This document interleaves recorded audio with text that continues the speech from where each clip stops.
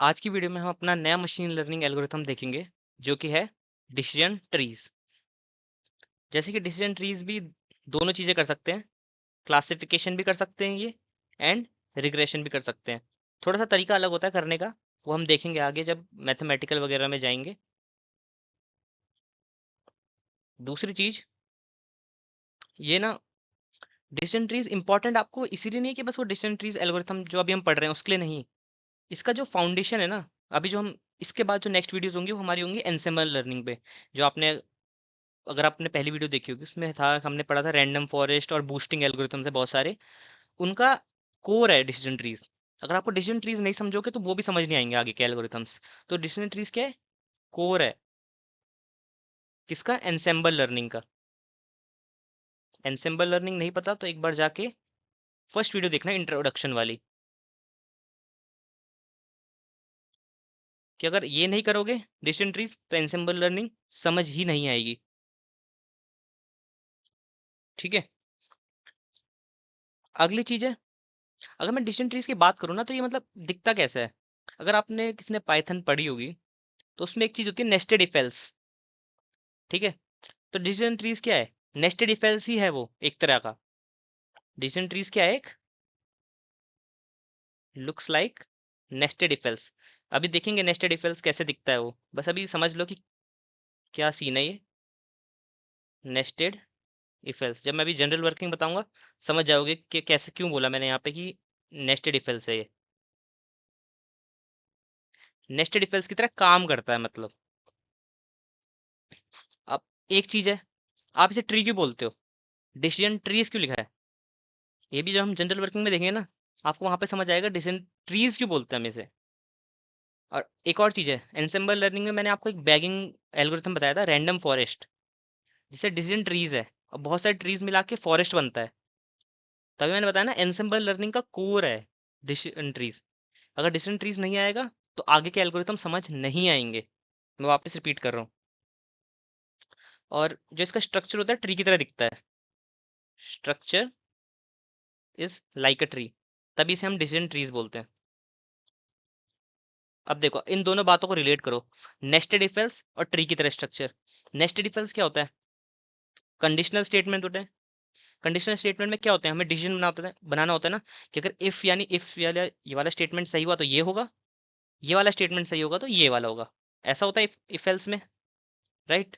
और जो decision trees है वो यही चीज फॉलो करते हैं बट एक ट्री लाइक स्ट्रक्चर में, इसलिए हम इन्हें डिसीजन ट्रीज बोलते हैं। तो यहाँ से इसका नाम आया है। ठीक है, अब थोड़ी इसकी हिस्ट्री देख लेते हैं कि कहाँ से आया डिसीजन ट्रीज आपका। तो सबसे पहले डिसीजन ट्रीज की अगर मैं शुरुआत बोलूँ तो हुई थी 1986 में। 1986 में रॉस क्विनलैन, ठीक है, ये आपके थे जिन्होंने इन्वेंट किया था डिसीजन ट्रीज को सबसे पहले। इन्होंने क्या बनाया था? एक मॉडल बनाया था। मॉडल का नाम था ID3। ID3 की अगर फुल फॉर्म बोलूँ तो मैं होता है आइटरेटिव डाइकॉट माइजर। Iterative dicot माइजर 3। ठीक है, बट इसके साथ एक चीज थी ID3 के साथ, कि सिर्फ क्लासिफिकेशन कर सकता था। जो रॉस क्विनलैन ने डिसीजन ट्रीज बनाया था सबसे पहले, वो सिर्फ क्लासिफिकेशन कर पाता था, रिग्रेशन नहीं कर पाता था।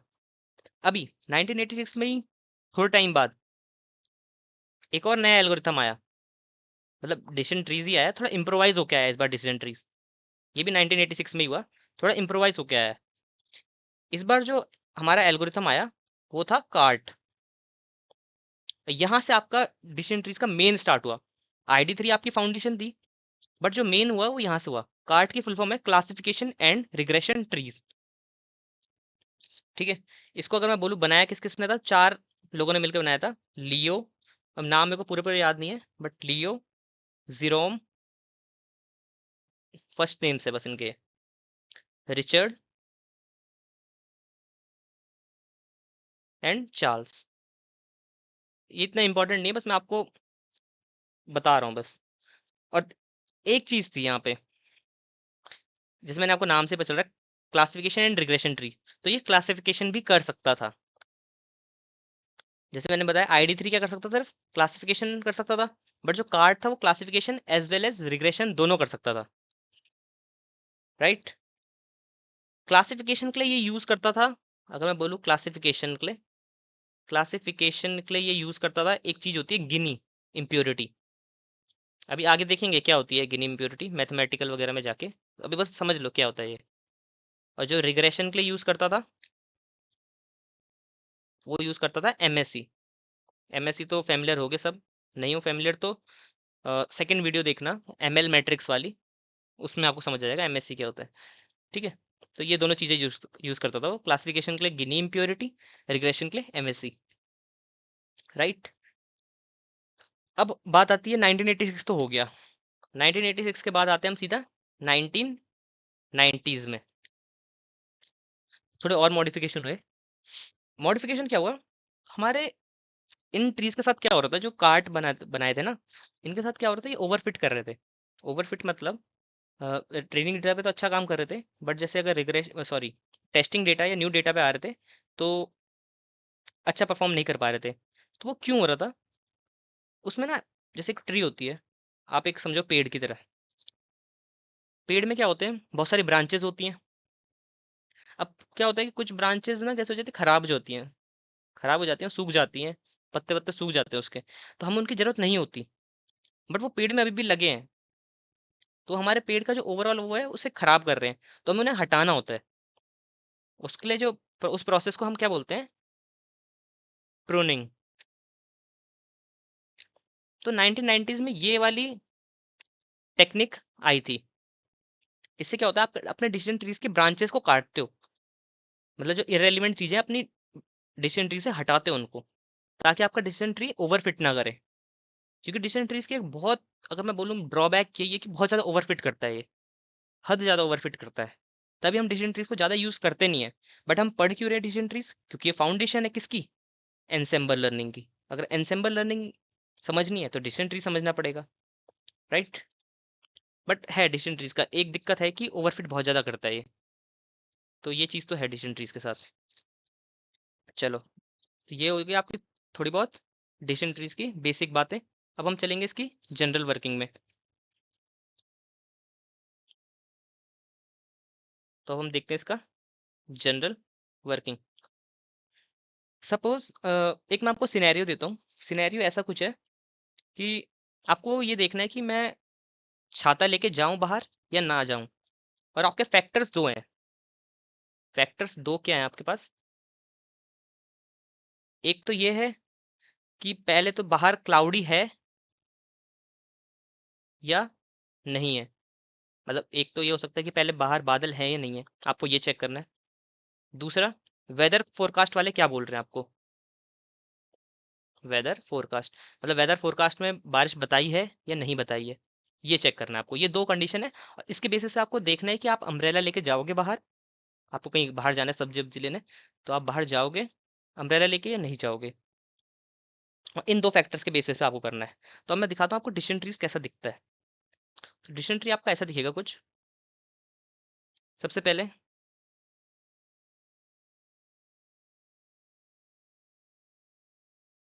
आप पहली कंडीशन चेक करोगे जो कि होगी, इज इट क्लाउडी, क्या बाहर बादल हैं, आप चेक करोगे। और आपके दो आंसर बन सकते हैं, अगर मैं किससे पूछूं कि बाहर बादल हैं या नहीं, तो वो दो ही तो आंसर देखता है, या तो वो बोलेगा यस, हाँ बादल हैं बाहर, या तो बोलेगा नो। अगर बादल बाहर है ही नहीं तो बारिश होने का कोई चांस ही नहीं है, तो मैं सीधा बोल दूंगा यहाँ पे नो नीड, कि अम्ब्रेला की हमें कोई जरूरत नहीं है। बट अगर बादल हैं बाहर, तब हम अपनी दूसरी कंडीशन चेक करेंगे। तब हम देखेंगे कि यार क्या वेदर फोरकास्ट ने बारिश बताई है नहीं है बताई, वेदर फोरकास्ट। अगर हाँ उन्होंने बोला यस बारिश होगी, और एक उन्होंने बोला कि बारिश नहीं होगी वेदर फोरकास्ट ने, अगर उन्होंने बोला हाँ बारिश होगी, तब तो आपको अम्ब्रेला चाहिए, चाहिए ना आपको अम्ब्रेला। अगर उन्होंने भी बोला बारिश है, बाहर बादल भी लगे हुए हैं, तो ऑब्वियस सी बात है बारिश होने वाली है। बट बाहर बादल हैं, वेदर फोरकास्ट वालों ने कहा नहीं है, चांसेस नहीं है बारिश होने के, बस बादल आए हुए हैं, तो आप बोलोगे हाँ नहीं चाहिए मेरे को, अम्ब्रेला नहीं चाहिए, जब वेदर फोरकास्ट थोड़ा बहुत तो भरोसा है ही। अब देखो, अब बोलो कि देखो लग रहा है ना थोड़ा बहुत इफ एल्स की तरह, कि अगर ये हो रहा है, यस हो रहा है तो यहाँ जा रहा है, नो हो रहा तो यहाँ जा रहा है। यहाँ पे डिसीजन ट्रीज टाइप का बन रहा है, जो मैंने आपको बताया नेस्टेड इफ एल्स वाली कंडीशन आ रही है ना यहाँ पे, कि कंडीशन चेक हो रही है फिर इस वाले में जा रहा है, फिर कंडीशन चेक हो रही है फिर इस वाले में जा रहा है। ऐसी तो होता है हमारा नेस्टेड इफ एल्स, कि एक कंडीशन चेक करता है फिर उसके अंदर जाता है, एक कंडीशन चेक करता है उसके अंदर जाता है। ठीक है। अब यहाँ पे मैंने दूसरी चीज बताई थी, ट्री के जैसा स्ट्रक्चर। ट्री के जैसा स्ट्रक्चर कैसे है? ये जो सबसे पहली आपकी ये होती है ना, जो आपका सबसे पहली कंडीशन चेक होती है, सबसे जो पहली कंडीशन होती है, इसको हम बोलते हैं रूट नोड। ये नाम याद रखना है आपको, रूट नोड। सबसे जो लास्ट में आती हैं, जैसे ये हो गई, ये हो गई, ये हो गई, ये तीनों कौन सी हैं आपकी?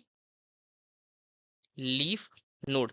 जो मतलब एंड एंड प्रोडक्ट्स हैं आपके, एक तरह से मान लो आउटपुट वाले प्रोडक्ट्स हैं।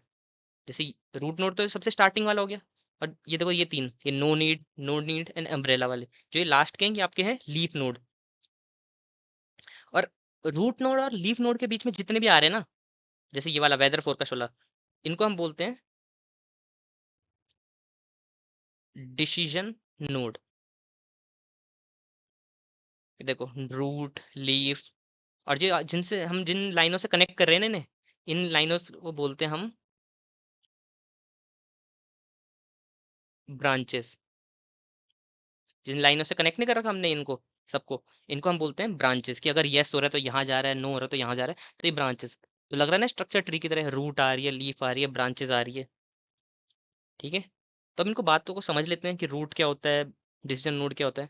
रूट नोड होता है आपका जो टॉप मोस्ट होता है, जहाँ से आपका ट्री स्टार्ट होता है। जब आप पेड़ उगाते हो कभी, पेड़ कहाँ से स्टार्ट होता है उगना? रूट से। बीज बोते हो सबसे पहले क्या आती है? रूट आती है। तो रूट नोड मतलब जहाँ से आपका सबसे पहले ट्री स्टार्ट हो रहा है, वो आपका है रूट नोड। उसका जाते हैं डिसीजन नोड में। डिसीजन नोड क्या है? कि जहाँ पे आपकी डिसीजन मेकिंग हो रही है, कि वेदर फोरकास्ट पूछ रहे हो कि हाँ वेदर फोरकास्ट है नहीं है, वो आपका डिसीजन नोड हो गया। या डिसीजन नोड की एक और मैं अगर डेफिनेशन दूँ सिंपल में, तो वो होगा कि रूट नोड और लीफ नोड के बीच में जितने भी नोड्स आ रहे हैं वो सारे डिसीजन नोड्स हैं। ठीक है। अब लीफ नोड को हम एक और नोड से बोलते हैं, अ, एक और नाम बोलते हैं लीफ नोड का, हम उसे बोलते हैं टर्मिनल नोड। ठीक है। एक और नाम से अगर कोई लीफ नोड बोलता है, कोई टर्मिनल नोड बोलता है। टर्मिनल मतलब टर्मिनेट करता है, यहाँ पे मतलब आपका डिसीजन ट्री खत्म हो रहा है। खत्म किस पे होगा? आउटपुट पे होगा। तो लीफ नोड के अंदर क्या होता है? आपका आउटपुट होता है। जैसे यहाँ पे बता रहा है आखिरी में आउटपुट की नो नीड, आपको अम्ब्रेला की जरूरत नहीं है, फाइनल आउटपुट बता दिया उसने। यहाँ पे उसने बता दिया कि अम्ब्रेला चाहिए, फाइनल आउटपुट बता दिया उसने। तो ये आपके हो गए लीफ नोड, आउटपुट देता है लीफ नोड तरह से। और ब्रांचेस क्या है आपकी? जो आपकी कनेक्शन बनाती हैं नोड्स के बीच में। इसने रूट नोड और डिस्टेंट नोड के बीच में कनेक्शन बनाया, इसने रूट नोड और लीफ नोड के बीच में कनेक्शन बनाया इस ब्रांच ने। तो ये ब्रांचेस कनेक्शन बनाती हैं आपका। अब एक क्वेश्चन आता है, और ये ध्यान से सुनना, ये तो मैंने आपको बता दिया बेसिक सी बात। अब है आपके मेन चीज, जो मैंने अभी आपको बताया ना गिनी वगैरह वाला। अब इससे पहले बताया मैंने यहाँ पे एक ये गिनी, एमएससी वगैरह। अब इस ये आता है मेन काम यहाँ से। हमें कैसे पता कि हमें पहले ये वाला बोलना है? क्योंकि देखो फैक्टर्स तो हम पे दो थे, क्लाउडी वाला भी चेक करना था, वेदर फोरकास्ट भी चेक करना था। बट पहले हमने क्लाउडी वाला चेक क्यों किया? पहले हमने वेदर फोरकास्ट को रूट नोड पे नहीं बनाया। ये भी तो है, हम पहले वेदर फोरकास्ट को नोड रूट नोड बना देंगे, और इसी क्लाउडी को डिसीजन नोड बना देंगे। ऐसा क्यों नहीं किया हमने? क्या बेसिस था कि हमने रूट नोड सिलेक्ट किया इसको और डिसीजन नोड सिलेक्ट किया इसको? कुछ तो मैथमेटिकल कुछ तो अप्रोच लगाई होगी हमने। ये तो चलो मैंने जनरल वर्किंग है, तो चलो बेसिक सी बात है कि हम पहले बादल चेक करेंगे, उसके बाद वेदर फोरकास्ट चेक करेंगे। ठीक है। बट मैथमेटिकली कैसे होगा ये? मैथमेटिकली ये होगा कि ये कुछ चीज़ों का यूज़ करता है, कुछ क्राइटेरिया होते हैं आपके, क्राइटेरिया टू चूज नोड्स। अब क्राइटेरिया भी अलग अलग होते हैं, मतलब क्लासिफिकेशन के लिए अलग एंड रिग्रेशन के लिए अलग। तो चलो पहले क्लासिफिकेशन के लिए देख लेते हैं। क्लासिफिकेशन के लिए आपके पास मेनली दो क्राइटेरिया हैं जो ज़्यादा यूज़ होते हैं। क्लासिफिकेशन के लिए अगर बात करें, पहला तो वही जो मैंने आपको बताया, गिनी इम्प्योरिटी। एक तो गिनी इम्प्योरिटी हो गया, दूसरा आपका हो गया, एक और चीज़ होती है इंफॉर्मेशन गेन। मोस्ट ज़्यादा फेमस गिन इम्प्योरिटी है, बट ये भी है हम पे एक बैकअप की तरह, राइट। अब रिग्रेशन के लिए भी देख लेते हैं। रिग्रेशन वालों के साथ तो आप फेमिलियर हो काफ़ी। रिग्रेशन के लिए एक हो गया हमारे पास एमएससी, एक हो गया हमारे पास MAE, mean squared error, mean absolute error. अगर इनको जानना है तो मैट्रिक्स वाली वीडियो देखना, समझ आ जाएगा क्या है ये। तो वहाँ का आपको पता होना चाहिए, तब जाके यहाँ थोड़ा बहुत समझ आएगा रिग्रेशन के केस में। चलो पहले क्लासिफिकेशन वाला देख लेते हैं अपना। अब गिन इम्प्योरिटी क्या है? गिन इम्प्योरिटी ये है कि मान लो मेरे पास दो फीचर है, ये अभी यही लेते हैं अपने दो फीचर फैक्टर ना, फैक्टर क्लाउडी और नॉट और वेदर फोरकास्ट और नॉट। क्लाउडी और नॉट का गिन इम्प्योरिटी आया 5, वेदर फोरकास्ट का गिन इम्प्योरिटी आया 10। तो गिन इम्प्योरिटी में क्या होता है, जिसका कम आता है वो बेस्ट होता है। गिन इम्प्योरिटी जिसका कम आता है वो बेस्ट होता है। तो यहाँ पे मैं लिख देता हूँ गिन इम्प्योरिटी के नीचे lower value is best value, ठीक है। इन्फॉर्मेशन गेन में अलग है। अगर वही वही चीज अगर ऐसे आ रही थी गेन, मतलब क्लाउडी और नॉट का इन्फॉर्मेशन गेन आ रहा था 5, वेदर फोरकास्ट का इन्फॉर्मेशन गेन आ रहा था 10, तो इधर वेदर फोरकास्ट को ज्यादा प्रायोरिटी मिलती, ठीक है। तो इन्फॉर्मेशन में क्या क्या होता है, greater value is best value. जो बड़ी वैल्यू होगी वो ज्यादा अच्छा होगा मान लिया, वो मतलब ज्यादा वो फीचर को हम रूट नोड बनाएंगे पहले, ठीक है। यानी उस पर स्प्लिट करेंगे हम सबसे पहले। इस प्रोसेस को क्या कहते हैं, जो हम यहाँ से दो हिस्सों में तोड़ रहे हैं ना, इसे बोलते हैं स्प्लिटिंग। इसे बोलते हैं स्प्लिटिंग, तोड़ना। एक डिसीजन नोड को हमने दो में तोड़ दिया, फिर उसको दो में तोड़ दिया, ठीक है। अब एक और चीज है, इंफॉर्मेशन गेन ना एक कंसेप्ट का यूज करती है। उस कंसेप्ट को बोलते हैं हम एंट्रोपी। क्या बोलते हैं इसे? एंट्रोपी। एं, एंट्रोपी देखो, नापा तो एंट्रोपी ही जाता है इंफॉर्मेशन गेन के अंदर। इंफॉर्मेशन गेन क्या होता है, reduction in entropy. Reduction in entropy को इंफॉर्मेशन गेन बोला जाता है। मतलब एक आप पे फीचर है, उसकी एंट्रोपीज निकलेंगी, और उन एंट्रोपीज में जितना डिफरेंस होगा वो आपका इंफॉर्मेशन गेन होगा, ठीक है। एंट्रोपी भी अगर मैं सिंपल भाषा में बोलूँ, इम्प्योरिटी नापती है। फॉर्मूले अलग होते हैं मैथमेटिकल, बाकी काम सेम है। गेन इम्प्योरिटी का भी काम सेम है, इंफॉर्मेशन गेन का भी काम सेम है। एक कंसेप्ट का यूज करती है, वो है एंट्रोपी आपका। एंट्रोपी भी क्या नापता है, इम्प्योरिटी नापता है आपके डेटा में, ठीक है। अब रिग्रेशन के लिए मैंने ऑलरेडी बता दिया एमएससी और एमई। अब थोड़े कुछ और टर्म्स है जो हम पे जो थोड़े समझने पड़ेंगे आपको।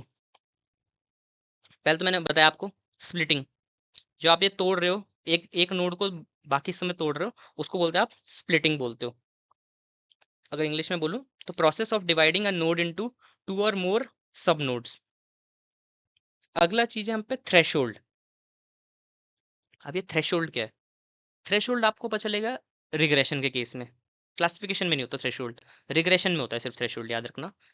और थ्रेशोल्ड क्या होता है, एक वैल्यू सिलेक्ट करता है, डिसीजन ट्री ऑटोमेटिक सिलेक्ट करता है, आपको इसको ध्यान देने की जरूरत नहीं है, इंटरनली इसका होता है डिसीजन ट्री, आपको खुद निकाल के देता है एक थ्रेशोल्ड।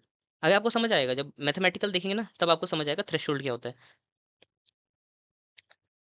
मतलब ये एक वैल्यू होती है जो डिसीजन ट्री खुद डिसाइड करता है फॉर स्प्लिटिंग। चलो देखो यहाँ पे तो क्या था, ये तो कैटेगोरिकल फीचर था। तो ये क्या था, इसने कर दिया कि यस और नो दो आउटपुट आ रहे हैं, बट हमारे पास न्यूमेरिकल फीचर होता तब। मैंने यहाँ पे थोड़ा गलत बोल दिया कि मैंने कहा रिग्रेशन के केस में, रिग्रेशन के केस में नहीं होता। थ्रेशोल्ड किसके केस में होता है, न्यूमेरिकल फीचर्स के केस में होता है।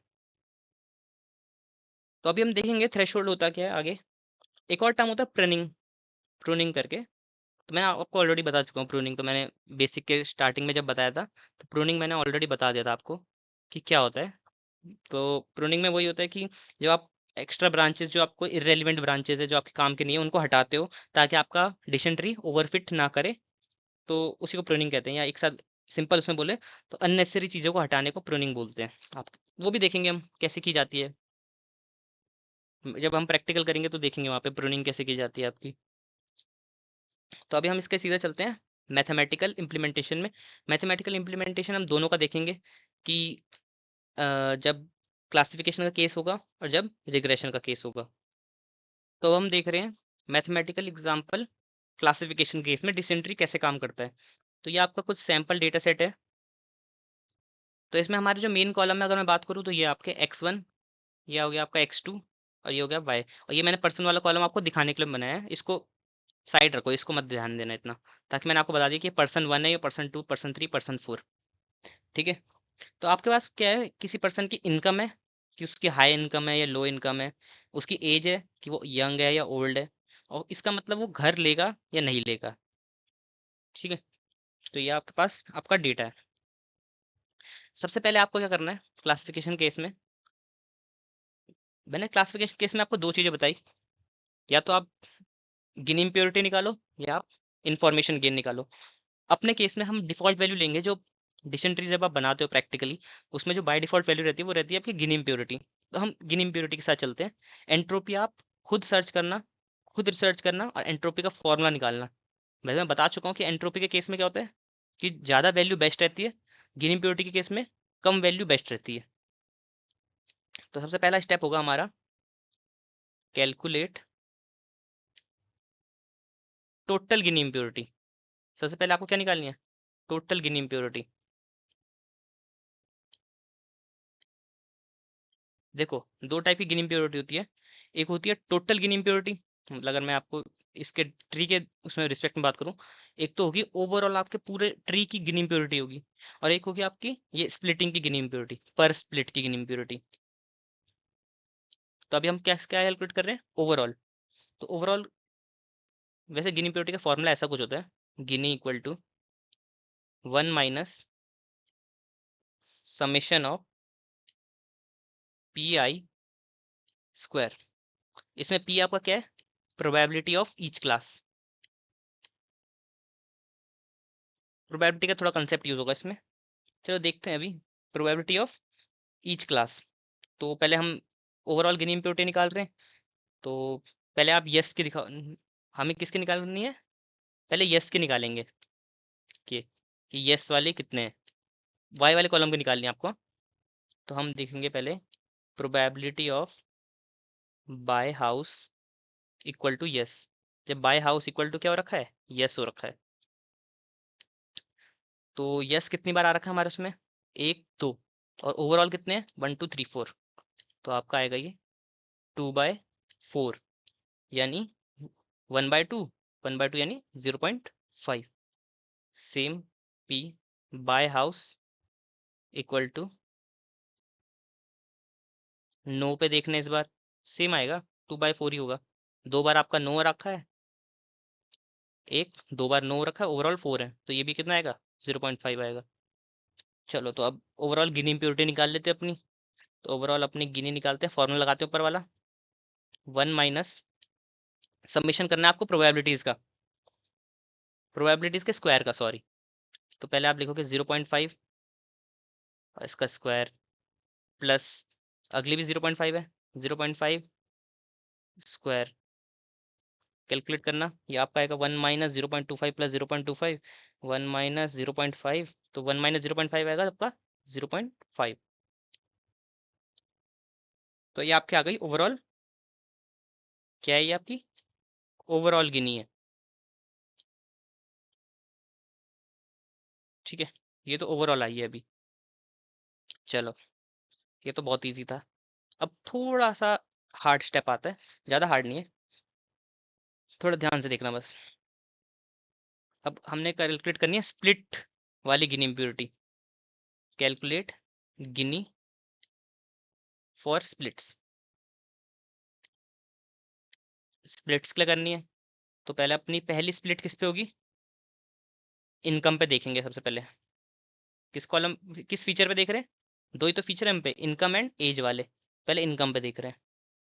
अब इनकम में भी हमारे पास दो केस बन रहे हैं, इनकम में भी दो केस है ना, या तो इनकम हाई है या इनकम लो है। तो पहले इनकम हाई वाले के लिए देखते हैं। इनकम में भी हमारे पास दो केस है, तो पहले इनकम इक्वल टू हाई वाले देख लेते पहले। तो इनकम हाई वाले आपके कित कौन कौन से लोग हैं? इनकम हाई वाले लोग देखो पहले। इनकम हाई कहाँ कहाँ पे? Person one, person two. तो आपके पास कौन कौन से? P1, P2, person one, person to. अब आपका पर्सन वन किसको डिनोट कर रहा है? पर्सन वन का ओवरऑल क्या है आपका? नो। पर्सन टू का है यस। पर्सन वन ने बोला है ओवरऑल नो कि मैं वो घर नहीं ले रहा, पर्सन टू ने बोला यस मैं ले रहा हूँ। बस यही चीज करनी है वापस से। प्रोबेबिलिटी आप निकालो, यस की निकालो। यस कितनी बार आ रखा है? एक बार आ रखा है।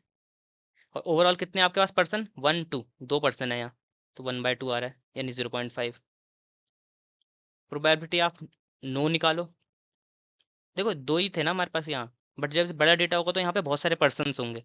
मैंने तो बस 4 ही पर्सन का डेटा लिया है, तो उस हिसाब से देखना। तो यहाँ पर्सन नो नो कितनी बार आ रहा है? एक बार आ रहा है। और ओवरऑल कितने हैं आपके पास पर्सन? 1 2, 2 पर्सन है। तो ये कितना आएगा? ये भी 0.5 आ रहा है। ठीक है, तो अब इसकी गिनी निकालो। गिनी कब? जब इनकम आपकी हाई हो। गिनी का मैंने फॉर्मूला बता चुका हूँ ऑलरेडी, 1 माइनस प्रोबेबिलिटीज का स्क्वायर का सम। तो यहाँ पे 0.5 का स्क्वायर प्लस 0.5 का स्क्वायर, ये दोनों प्रोबेबिलिटी निकली ना आपकी यस और नो की। तो ये हम ऑलरेडी कर चुके हैं, तो कितना आ रहा है? ये 0.5 आ रहा है, राइट। सेकंड करेंगे। इस बार हमारे पास दूसरा केस क्या है इनकम के केस में? Income equal to low, right. अब इनकम इक्वल टू लो वाले कितने लोग हैं हम पे? पर्सन 1 2 तो हाई वाले हैं, तो पर्सन 3 4 हमारे कौन से हैं?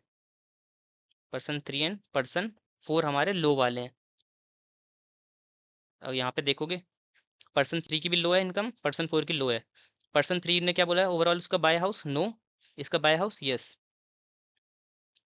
इसने बोला नो, इसने बोला यस, राइट।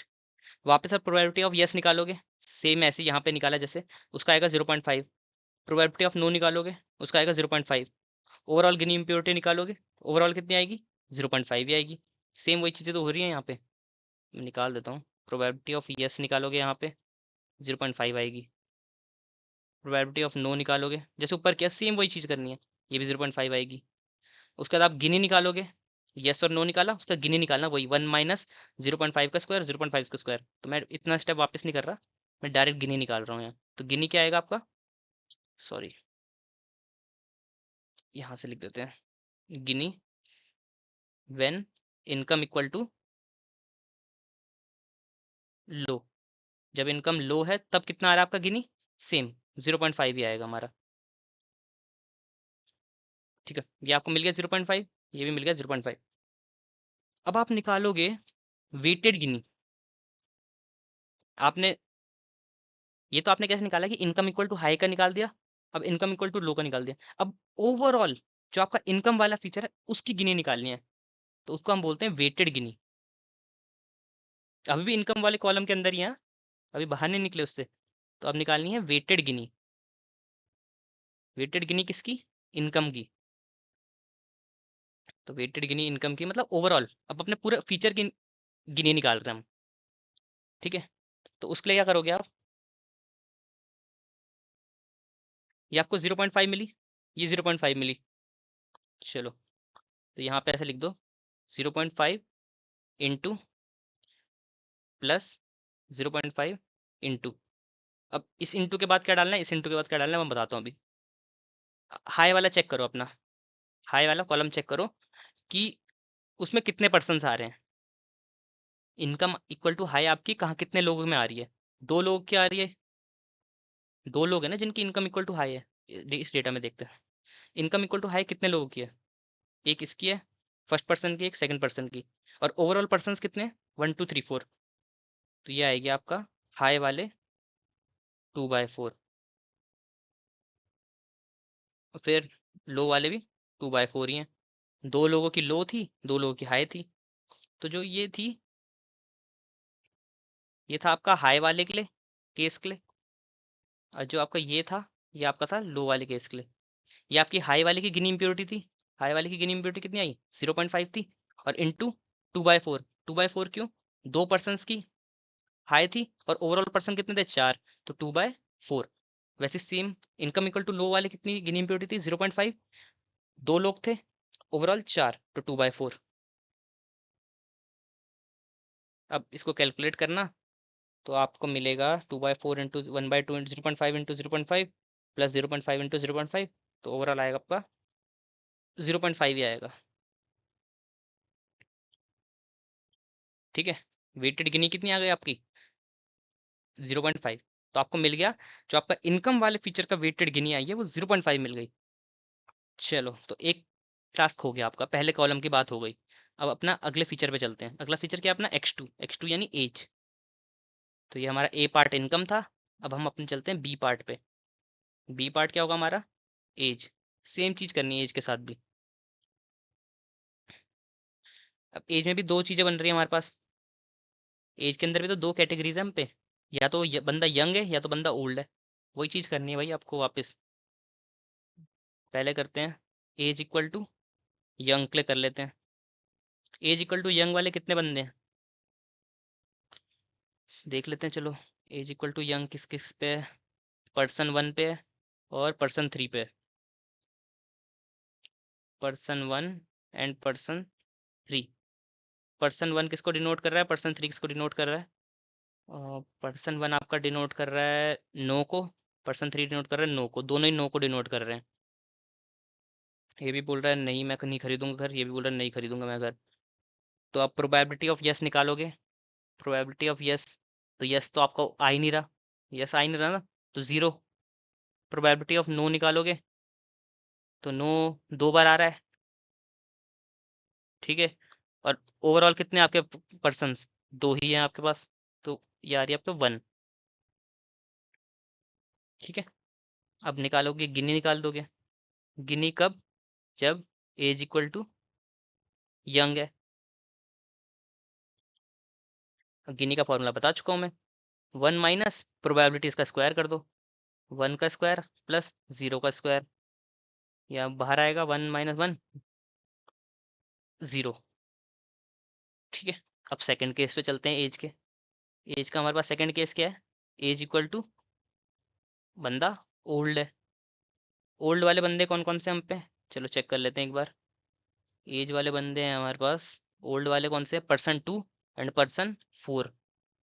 चलो, तो person 2, P2 and P4। Person 2 किसको डिनोट कर रहा है? पर्सन 2 डिनोट कर रहा है यस। पर्सन 4 भी बोल रहा है यस। चलो, तो ये भी yes. Yes. Probability of yes निकालो। 2 बार यस आ रहा है, ओवरऑल भी 2 है तो 1 आएगा 2/2। प्रोबेबिलिटी ऑफ नो, नो आ ही नहीं रहा तो 0। वापस निकालोगे गिनी।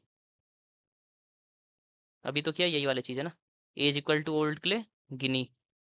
तो 1 - 1 का स्क्वायर प्लस 0 का स्क्वायर, तो ये कितना आएगा? 1 - 1 0। ठीक है, दोनों चीज़ें निकाल दी इसके लिए। अब वापस इसका भी वेटेड गिनी निकाल दो।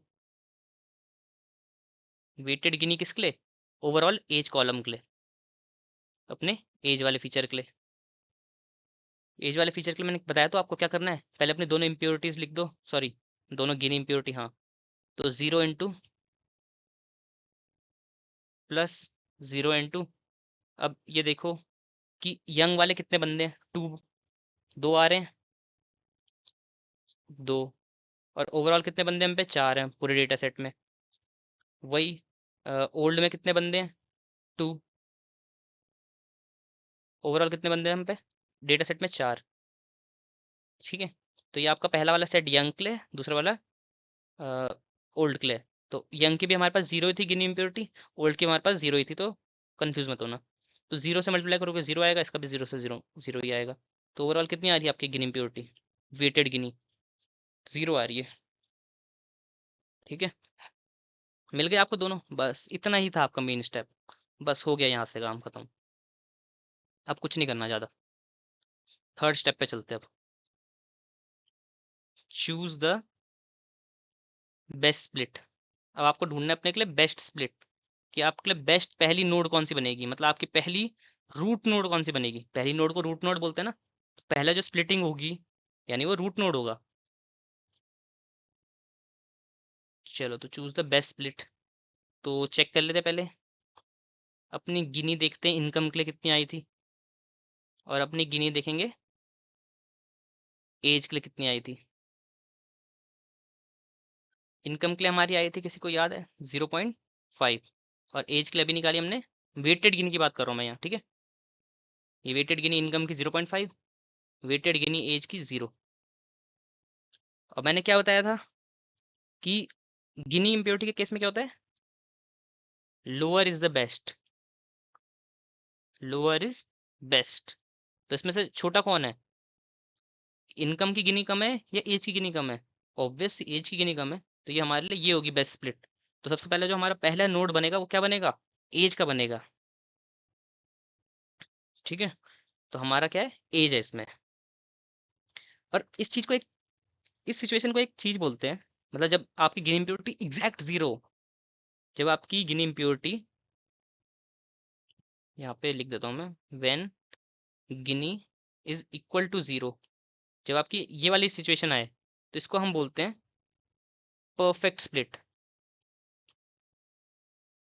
परफेक्ट, या एक और चीज बोलते हैं परफेक्ट या प्योर स्प्लिट, परफेक्ट या प्योर स्प्लिट। और इससे जो नोड बनती है उसको हम बोलते हैं प्योर नोड,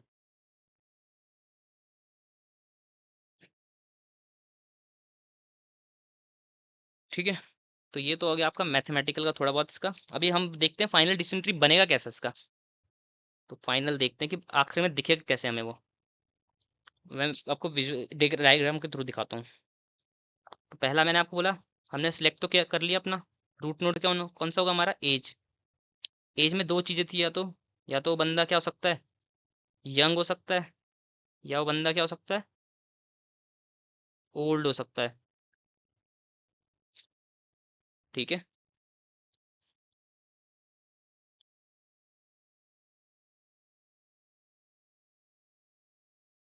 ये अब देखो, वो जब वो बंदा यंग है,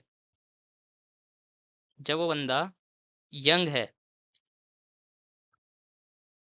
जो बंदा यंग आ रहा है, तो वो घर नहीं ले रहा, नो नो आ रहा है दोनों में ही। तो सिंपल सी बात है, हमें पता चल गया कि वो बंदा जब यंग है तो वो जो बाय हाउस है हमारा वो नो ही रहेगा, बाय इक्वल टू नो।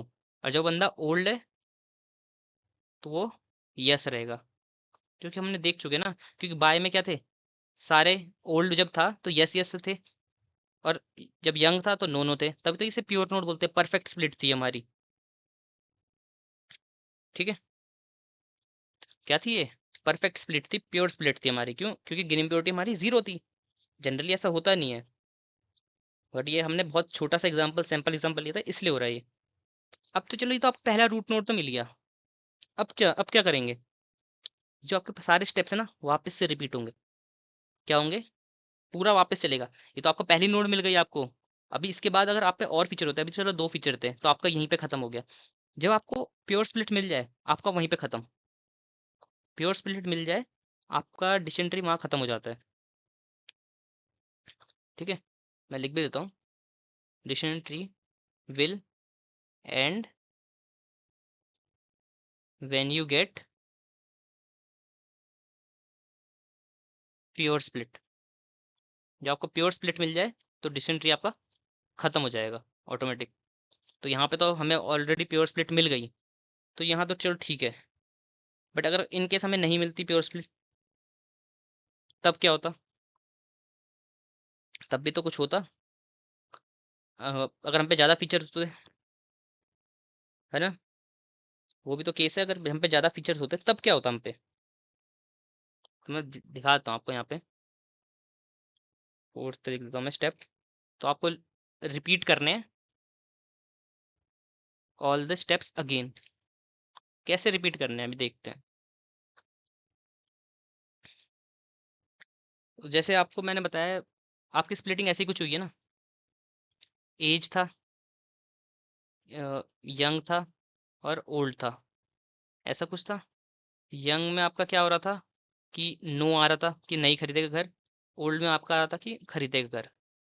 अब जो आपका नो मिला ना उसका डेटा सेट क्रिएट करो, मतलब जो यंग वाले डेटा सेट मिला है इसका डेटा सेट बनाओ। तो, तो आपका डेटा सेट बनाते हैं हम यहाँ, यंग वाले का बता रहा हूँ बस मैं भी। तो आपके कुछ कॉलम्स थे जैसे x1 इनकम वाला, x2 एज वाला, y आपका आउटपुट वाला बाय हाउस वाला, ठीक है, इससे रिप्रेजेंट कर रहा हूँ मैं। अब ये चेक करो कि ये नो वाला कहाँ कहाँ पे आ रहा है, नो कहाँ कहाँ पे है। नो कहाँ पे है आपका, नो के कौन कौन से लोगों पे है? High young no. तो आपका नया डेटा सेट कैसे बनेगा, हाई यंग नो, सारे नो नो वाले इकट्ठा कर दो डेटा सेट में से। अगला आपका बन रहा है, अगला नो कहाँ पे आ रहा है, यहाँ पे लो यंग नो, नो नो वाले कलेक्ट करो सब। लो यंग नो, और सेम इसी के केस में भी करते हैं, यहाँ पे सारे यस यस वाले कलेक्ट करोगे, इसका जो डेटा फ्रेम बनेगा तो यहाँ पे कर लेना खुद से, ठीक है, सेम अप्रोच। अब ये मिल गया नया नया डेटा सेट, ये नया डेटा सेट मिल गया, इसके ऊपर लगाओ वापस से। अब इसके ऊपर लगाना है डिसीजन ट्री, ये तो हो गया, पहली स्प्लिट मिल गई। अब इसके ऊपर डिसीजन ट्री लगाओगे फिर आपको अगली स्प्लिट मिलेगी, फिर उसके ऊपर डिसीजन ट्री लगाओगे, आखिरी में जो आपको लीफ नोड मिलेगा उसके ऊपर डिसीजन ट्री लगाओगे, उसके बाद लगाओगे, लगाते रहोगे जब तक कि आपको प्योर स्प्लिट नहीं मिल जाती। समझ आ गया यहाँ पे, ठीक है। कब तक करते रहोगे, जब तक आपको till you get pure split. तो यहाँ पे सारे नो वाले क्लिक कर दिए, फिर आपको वापस मिलेंगे कुछ, आपको ऐसी यस नो के मिलेंगे वापस, या यंग उसका वगैरह का मिलेगा, फिर वापस करते रहना। खैर इस केस में तो नहीं होगा ना, क्योंकि यहाँ पे तो हमारे पास पता है ऑलरेडी प्योर स्प्लिट है, तो इससे ज़्यादा डिवाइड नहीं हो सकता, जहाँ पे प्योर स्प्लिट मिल गई वहाँ खत्म हो जाता है। तो मैंने आपको बस यहाँ एग्जांपल के लिए बताया कि ऐसे काम करता अगर हमारे पास और डेटा होते और हमारे प्योर स्प्लिट नहीं आई होती, राइट। तो आई होप आपको समझ आ गया होगा ये वाला मैथमेटिकल एग्जांपल। एक और चीज़, जैसे मैंने आपको यहाँ पे बताया, हमने तो ये पूरा किसके साथ काम किया है, गिन इम्प्योरिटी के साथ काम किया है, बट एक और चीज़ होती है जैसे कि इंफॉर्मेशन गेन, डिस्कस किया था हमने, इंफॉर्मेशन गेन भी आप कर सकते हो यूज़। तो इंफॉर्मेशन गेन क्या करोगे आप, खुद देखोगे, क्योंकि पहली बात तो बाय डिफ़ॉल्ट ये होता नहीं है यूज़, जो आप मैथ प्रैक्टिकल भी यूज़ करते हो ना, तो इन्फॉर्मेशन गेन आपका एक हाइपर पैरामीटर की तरह होता है जिसमें आपको ऑप्शन मिलता है कि आप गिनी यूज़ करना चाहते हो या इन्फॉर्मेशन गेन यूज़ करना चाहते हो। तो बाय डिफ़ॉल्ट तो गिनी सेट रहता है, चाहो तो इन्फॉर्मेशन गेन की तरफ जा सकते हो, मैं बताऊँगा कब जाना है इन्फॉर्मेशन गेन की तरफ, बट आप खुद देख सकते हो, इसका भी छोटा सा ही फॉर्मूला है, लॉग वगैरह कुछ करके लगता है, लॉग की पावर 2 करके, प्रोबेबिलिटी का ही है इसमें भी, ठीक है। चलो तो अब मैथमेटिकल एग्जांपल हम किसका देखेंगे, रिग्रेशन का केस का। तब हम आ जाते हैं अपने मैथमेटिकल एग्जांपल रिग्रेशन के केस में। तो आपका ये कुछ सैंपल डेटा सेट है, x1 x2 आपका इनपुट है, y आपका आउटपुट है, तो आपको दिख रहा होगा ये रिग्रेशन की प्रॉब्लम है। देखो अभी हम क्या करते हैं यूज़ गिनी इम्प्योरिटी वगैरह का, यानी प्रोबेबिलिटी के कंसेप्ट का। और मैंने आपको रिग्रेशन के केस में बताया था कि आप किसका यूज़ करने वाले हो, M S C M A का। तो अभी हम बाय डिफ़ॉल्ट वैल्यू लेके चलेंगे जो है M S C, M A आप जा सकते हो एम ए की तरफ भी, बट हम बाय डिफ़ॉल्ट वैल्यूज़ का यूज़ करेंगे सिर्फ अभी के लिए। जैसे अभी क्लासिफिकेशन केस में हमने किया गिनी का यूज़ क्योंकि वो बाय डिफ़ॉल्ट रहती है, रिग्रेशन केस में हम करेंगे एम एस सी का यूज़ क्योंकि वो बाय डिफ़ॉल्ट रहती है, राइट। तो अपना पहला स्टेप होगा, सबसे पहले तो आपको कैलकुलेट करना है अपना M S C, calculate total M S C बात करें, जैसे हमने पहले टोटल गिनी इम्प्योरिटी लगाई थी, यहाँ पे हम पहले कैलकुलेट करेंगे टोटल एम एस सी, फिर हम करेंगे calculate M S C at splits. Same तरीका सेम है दोनों में, चाहे क्लासिफिकेशन हो चाहे रिग्रेशन हो, बस पैरामीटर्स चेंज हो रहे हैं आपके कि वहाँ यहाँ एम एस सी है वहाँ गिनी था। तो एम एस सी निकालने के लिए हमें चाहिए होता है पहले मीन, तो मीन निकाल दो अपना, ये कर दो 10 plus 20 plus 15 plus 25 plus 30 divided by 5, तो आपका आएगा 20। मीन मिल गया आपको, एम एस सी लगा दो। एम एस सी का फॉर्मूला क्या होता है, वीडियो देखी होगी आपने, 1/n समेशन ऑफ एक्स बार किसको बोलते हैं, मीन को बोलते हैं, माइनस एक्स आई का स्क्वायर। तो अगर कैलकुलेट करें तो ऐसा होगा 1/n, यानी n आपका total number of feature sorry rows, 1 2 3 4 5, 5 rows हैं आप पे, या 5 डेटा है आप पे, 1/5 इंटू पहले वाले रोक ले देखो, एक्स बार आपका 20 माइनस 10 का स्क्वायर प्लस 20 माइनस 20 का स्क्वायर प्लस 20 माइनस 15 का स्क्वायर प्लस 20 माइनस 25 का स्क्वायर प्लस 20 माइनस 30 का स्क्वायर। इसको कैलकुलेट करना ओवरऑल, आपका एमएससी जो आएगा वो आएगा 1/5 इंटू 250 के करीब आएगा शायद, और ओवरऑल आपका 50 आएगा। देख लेना अगर मैथमेटिकली थोड़ा गलत हो, 50 आएगा आपका एमएससी। अब ये तो आपका मिल गया क्या है, टोटल एमएससी है, जैसे हमने वहाँ टोटल की इम्प्योरिटी निकालती है, यहाँ टोटल एमएससी निकाल दिया। सेकंड स्टेप पे चलेंगे अभी, तो अब क्या करना है हमें, calculate MSc at each split या ईच फीचर, हर फीचर का एमएससी निकालो। अब स्टेप्स तो सारे सेम ही लग रहे हैं। चलो पहले अपना पहला फीचर देख लेते हैं। पहला फीचर क्या हमारा, x1। अब मैंने क्या बताया था, जब आपके न्यूमेरिकल कॉलम्स हो, यहाँ पे हमारे पास कैसे न्यूमेरिकल कॉलम्स है ना, 1 2 1 3 4 ऐसे करके लिखे हुए हैं, तो अब क्या क्या यूज होने वाला है आपका, थ्रेशोल्ड। थ्रेशोल्ड की बात की थी मैंने। थ्रेशोल्ड क्या होता है ना, आपका ऑटोमेटिक निकालता है डिसीजन ट्री। तो मैं मान लेता हूँ कि मेरा जो थ्रेशोल्ड निकाल के दिया है डिसीजन ट्रीज ने, यहाँ x1 के लिए, x1 के लिए जो मेरा थ्रेशोल्ड आया है वो आया है मेरा 1.5, ऑटोमेटिक निकाल के दिया इसने मेरे को। तो ये क्या करता है, डेटा को दो हिस्सों में तोड़ देगा, लेफ्ट सबसेट राइट सबसेट। अब लेफ्ट सबसेट राइट सबसेट क्या होता है, थ्रेशोल्ड के बेसिस पे तोड़ता है। पहला ये होगा कि जो आपका x1 है वो लेस देन या इक्वल टू होगा 1.5। दूसरा होगा जो आपका x1 है वो ग्रेटर देन होगा 1.5। ये होते हैं आपके लेफ्ट सबसेट राइट सबसेट। तो ये हो गया आपका लेफ्ट सबसेट, ये हो गया आपका राइट सबसेट। अगर मैं, अगर यहाँ पे थोड़ा समझ नहीं आ रहा तो लेफ्ट सबसेट हम बना देते हैं, डेटा फ्रेम के उसमें बना देते हैं, चलो समझने के लिए। राइट सबसेट भी बनाते हैं चलो डेटा फ्रेम के इसमें। यहाँ पे पूरा डेटा फ्रेम वापस बनाता हूँ मैं अपना, x1 x2 एंड y। अब ये देखो, उन डेटा पॉइंट्स को लेना बस जहाँ पे आपका x1 1.5 से नीचे है।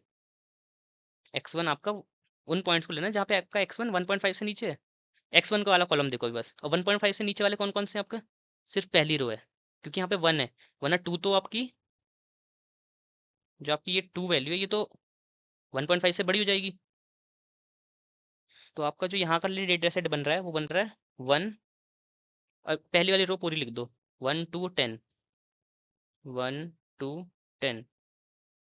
चलो अब राइट के लिए बनाते हैं, x1 x2 y। अगला क्या है हम पे, राइट स्प्लिट क्या है हम पे, x1 greater than 1.5, greater than 1.5, 1.5 से ग्रेटर x1, तो 2 भी बड़ा है, 3 भी बड़ा है, 4 भी बड़ा है, 5 भी बड़ा है, तो ये चारों आएंगे, 2 3 4 5, 1 2 3 4, अब पूरा लिख देना है। तो यहाँ लिख देंगे हम 2 3 4 5, अपने ओरिजिनल से ही निकाल के लाना है ये वाला पूरा, 1 2 3 4, एंड आपका आएगा 20 15 25 एंड 30। मिल गया।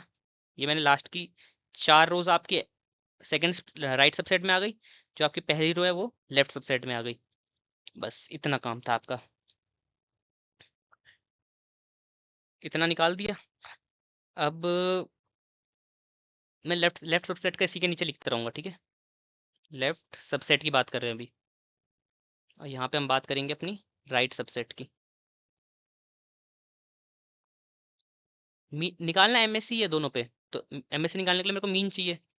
लेफ्ट सबसेट का मीन निकालो, कितना आ रहा है, एक ही तो है यहाँ, तो 10 डिवाइड बाई 1, तो 10 ही आएगा मीन।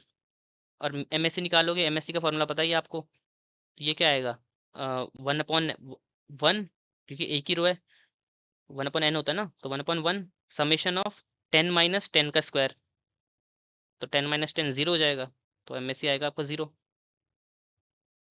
मतलब जो फॉर्मूला यहाँ MSE निकालते मैं यहाँ लगाया था ना, वही कॉपी पेस्ट कर देना इस वाले डेटा फ्रेम के लिए।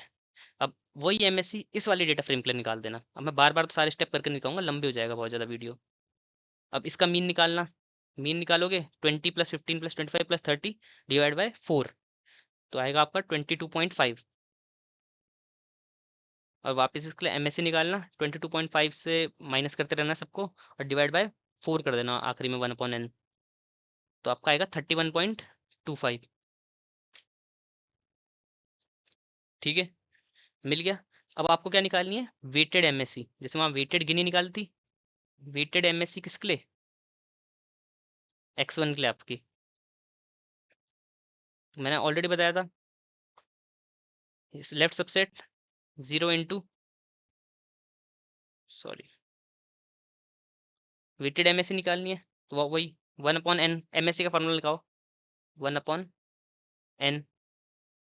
उसके बाद आपको क्या करना है, यहाँ पे अपने जो नंबर ऑफ आपके रोज आ रहे हैं किसमें, लेफ्ट सबसेट में, नंबर ऑफ रोज लेफ्ट वाले में, लेफ्ट सबसेट में इंटू MSE, लेफ्ट सबसेट की MSE के साथ इंटू कर देना है, plus number of rose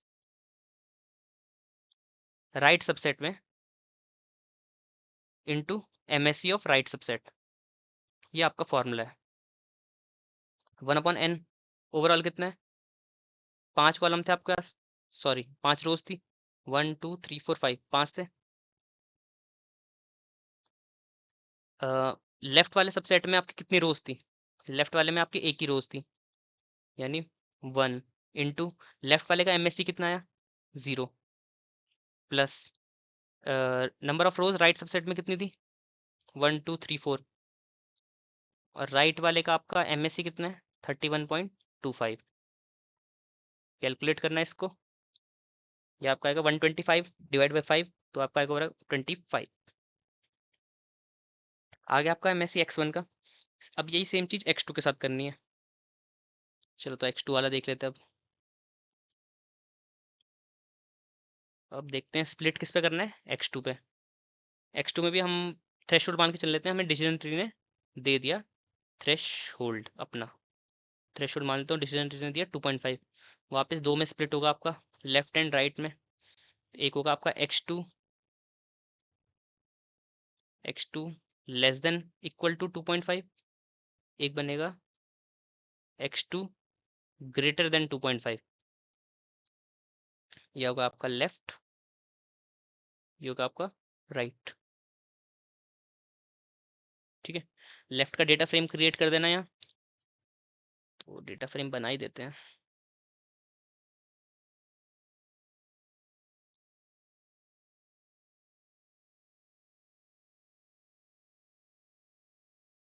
X1 X2 and Y।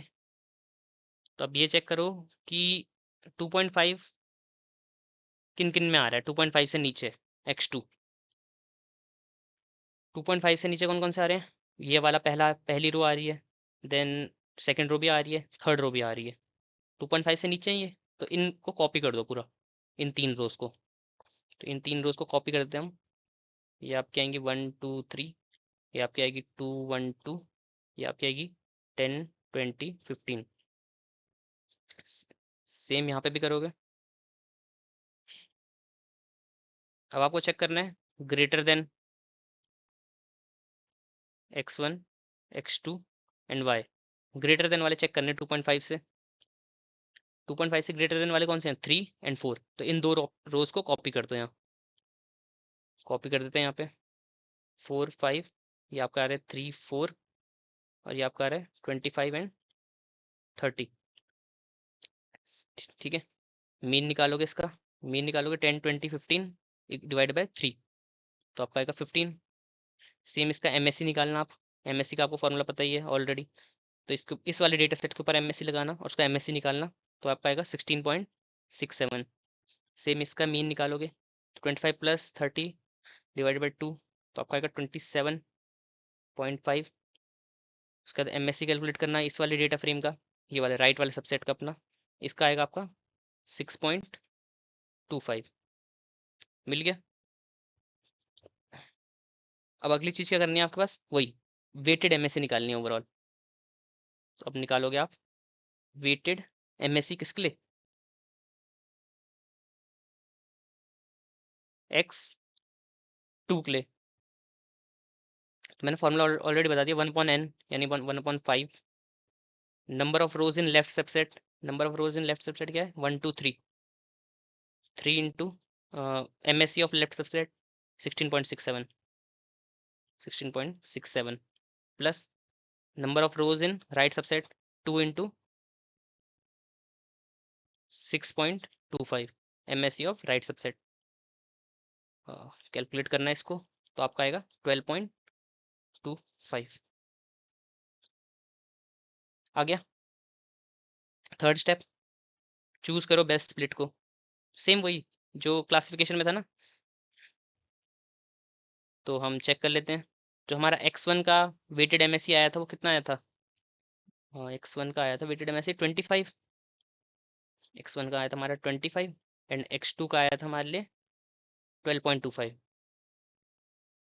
तो हमने पढ़ा है लोअर इज बेटर, ठीक है। एमएससी के केस में ये है लोअर इज बेटर ही है वही वाला, बस इन्फॉर्मेशन गेन में थोड़ा वो अलग है कि हायर इज बेटर, बाकी सब में लोअर इज बेटर ही होता है। तो लोअर इज बेटर कौन सा हमारा 12.25, तो ये आपकी कौन सी हो गई बेस्ट स्प्लिट, राइट। अब आप बोलोगे कि इसका हम ट्री कैसे बनाएंगे, मतलब चलो क्लासिफिकेशन में तो यस नो करके था, तो यहाँ पे कैसे बनेगा ट्री, राइट। तो यहाँ पे ट्री आपका ऐसा बनेगा, मैं यहाँ ट्री बना के दिखाता हूँ आपका। हमें बेस्ट स्प्लिट कौन सा मिला, x2, तो आपका रूट नोड होगा x2, आपका दो बनेंगे, या तो वो होगा x2 less than equal to 2.5, जो आपने थ्रेशोल्ड सेलेक्ट किया था यहाँ पे x2 के लिए क्या आया था 2.5, या तो होगा x2 ग्रेटर देन 2.5। ये बनेंगे आपके दो स्प्लिट। समझ आया कि थ्रेशोल्ड का क्या काम है। अब आप बोलोगे आउटपुट क्या निकलेगा, आउटपुट के लिए क्या होगा हमारे पास, आउटपुट होगा हमारा mean of y in subset, यहाँ पे भी वही मीन ऑफ y और इन सबसेट लिख देना, ठीक है। इसका मतलब क्या है, x लेस देन 2.5 कहाँ कितने में आ रहा है, x2 less than 2.5, x2 less than 2.5 इतने में आ रहा है। तो इसका आंसर क्या आएगा 10 प्लस 20 प्लस 15 डिवाइडेड बाई 3, 15। तो जो आपका ये 15 आया ना मीन, यही इसका आंसर होगा। अगर कोई कल को प्रिडिक्शन करने के लिए बोलता है और वो अपनी x2 की वैल्यू कितने डालता है 2.5 से कम डालता है, तो हम उसको बता देंगे कि आपका जो आंसर है वो ये है, आपका आंसर है 15। मतलब जो ये वाली कंडीशन है, इसका जो डेटा फ्रेम है x2 इज लेस देन 2.5 का डेटा फ्रेम कौन सा है, x2 लेस देन 2.5 का डेटा फ्रेम ये है, इसका जो आउटपुट कॉलम का मीन होगा वो आपका आंसर दे देगा, वो डिसेंट्री उसके mean of Y in subset. ये आपका सबसेट था लेफ्ट सबसेट, इसका मीन ऑफ वाई, वाई का आपका मीन करके दे देगा, वो आपका क्या होगा आंसर होगा, ओवरऑल प्रिडिक्शन का आंसर होगा। अब फोर्थ स्टेप हमें पता है, आप इसका mean of Y in subset का वापस बनाओगे डेटा फ्रेम और उसके ऊपर वापस डिसीजन ट्री लगाओगे और ये आपके रिपीट होते रहेंगे सारे स्टेप्स,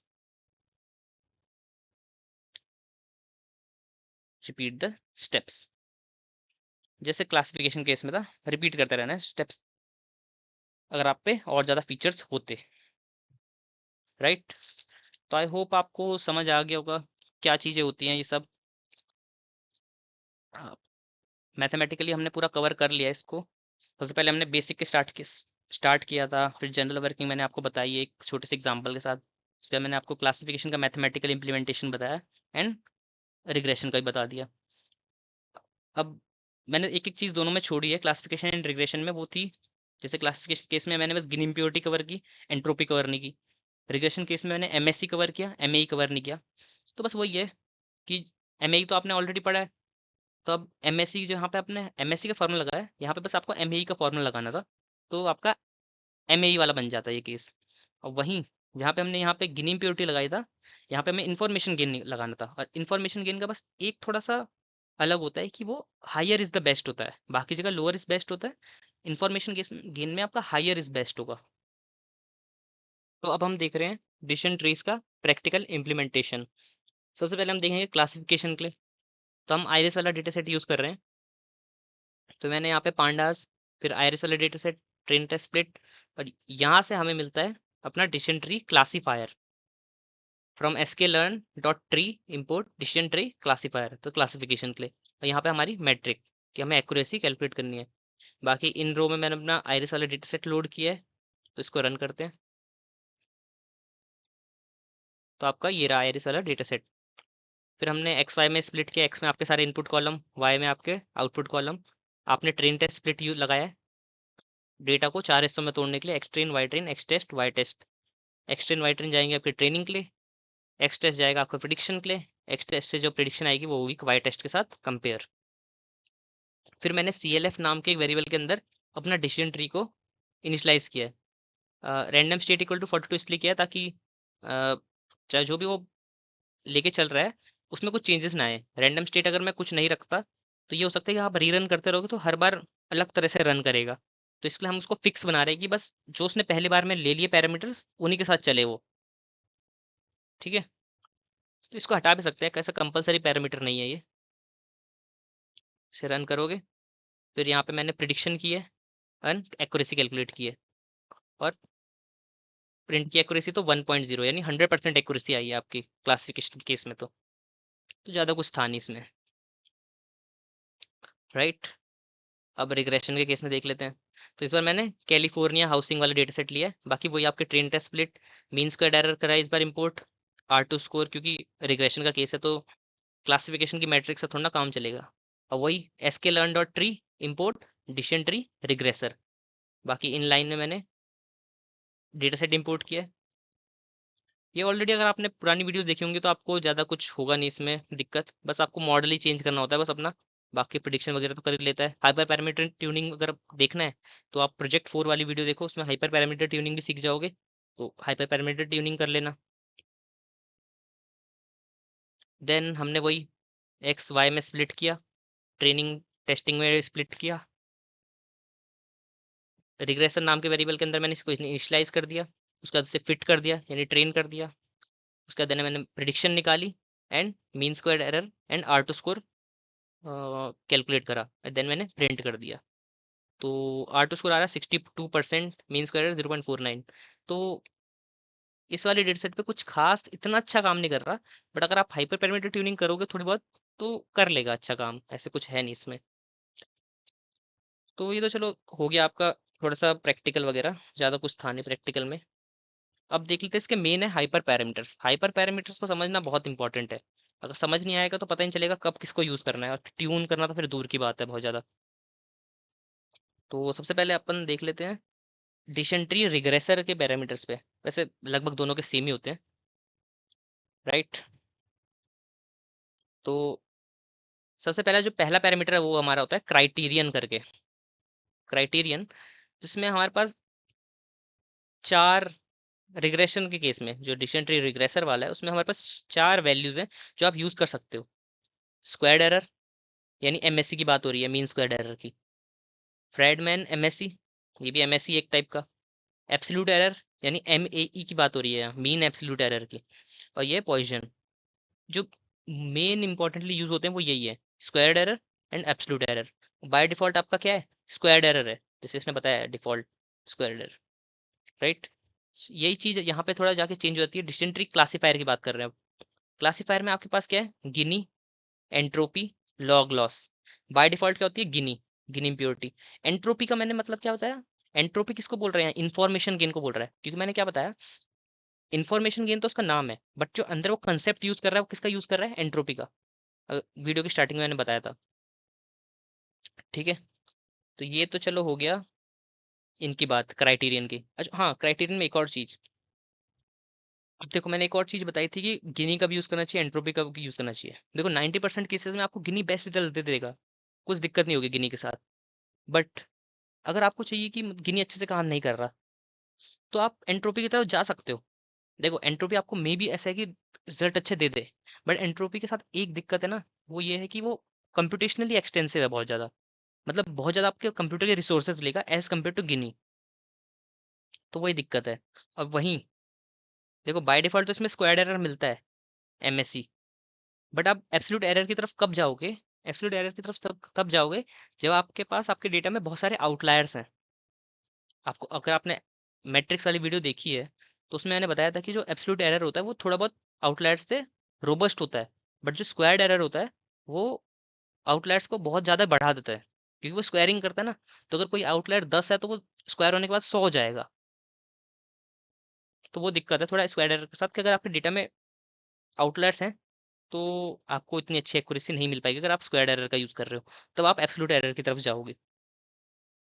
चलो, तो अगला हमारे पास जो है पैरामीटर, वो है हमारे पास स्प्लिटर।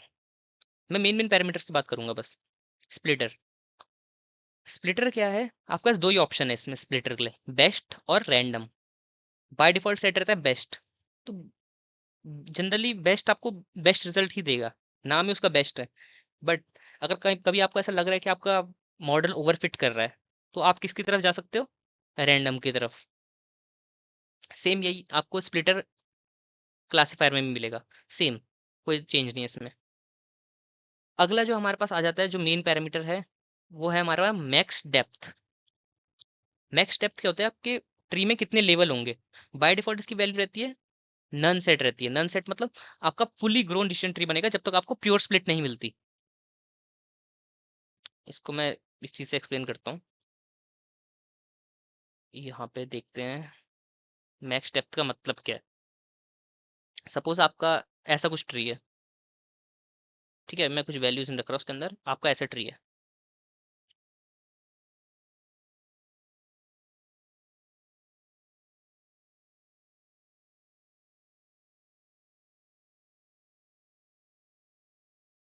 ये आपका ट्री है, ये आपका फुली ग्रोन डिसीजन ट्री है।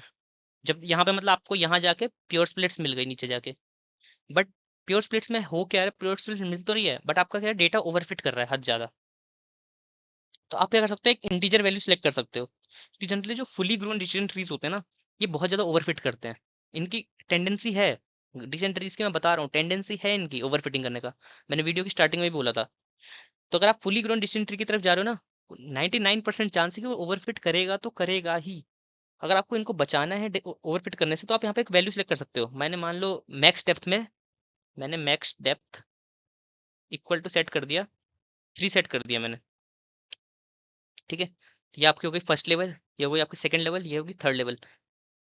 ये वाला इतना हिस्सा कट जाएगा, इसको वो कर देगा गायब। ठीक है, ये आपका हो जाएगा गायब। तो आपका डिसीजन ट्री अब इतना ही है, तो मे बी ओवरफिटिंग ना हो। तो नेक्स्ट स्टेप ये है कि आपको कितने लेवल तक डिसीजन ट्री अपना चाहिए। चलो अगले पैरामीटर पे आते हैं जो इंपॉर्टेंट है हमारे लिए। एक और होता है हमारे पास पैरामीटर, वो है मैक्स फीचर्स। तो अब मैक्स डेप्थ वाला इसमें भी यही होगा, मैक्स डेप्थ होगी इसमें भी। ठीक है, मैक्स डेप्थ इसमें भी सेम तरीके से काम करती है, क्लासीफायर में भी।